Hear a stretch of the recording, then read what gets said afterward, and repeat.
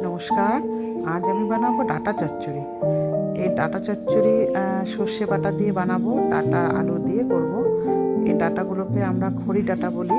খুব শক্ত হয় দেখতে, কিন্তু রান্নার পর নরম হয়, ভেতরটা ওটা শক্ত থাকে, কিন্তু খুব টেস্ট হয়। ডাঁটাগুলো একটু মিষ্টি মিষ্টি লাগে।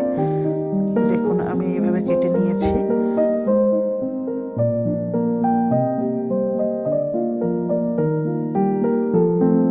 সর্ষে বাটা দিয়ে করবো, তাই সাদা সর্ষে আর কালো সর্ষে কাঁচা লঙ্কা বেটে নিলাম।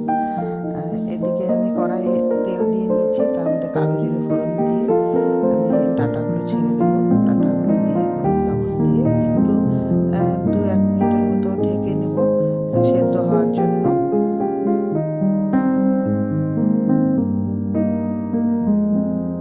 আজ আমাদের এখানে সারা দিন বৃষ্টি হচ্ছে, ঝিপঝিপ ঝিপঝিপ করে বৃষ্টি পড়ছে।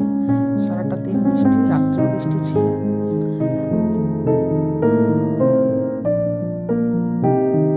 এখন আমি ঢাকনাটা তুলে একটু নাড়িয়ে চাড়িয়ে তারপরে সর্ষে বাটাটা দিয়ে দেবো। সর্ষে বাটা দিয়ে কিছুক্ষণ কষিয়ে তার মধ্যে একটু চিনি দেবো, দিয়ে আবার একটু কষিয়ে জল দিয়ে দেবো। অল্প করে জল দেবো। তারপর জলটাকে একটু শুকিয়ে গা মাখা করে নামিয়ে নেব।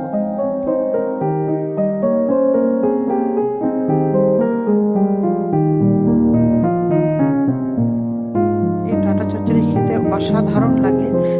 এটা হলে আর কিছু লাগে না, গরম গরম ভাতের সাথে খুবই ভালো লাগে খেতে।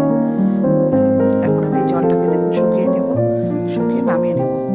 আপনাদের এই ডাঁটা দিয়ে কী কী রেসিপি আছে আমাকে অবশ্যই কমেন্টে জানাবেন, আমিও করব। ভিডিওটা যদি ভালো লেগে থাকে একটু লাইক কমেন্ট সাবস্ক্রাইব করে দেবেন। ভালো থাকবেন, দেখা হচ্ছে পরের ভিডিওতে। রেডি হয়ে গেল।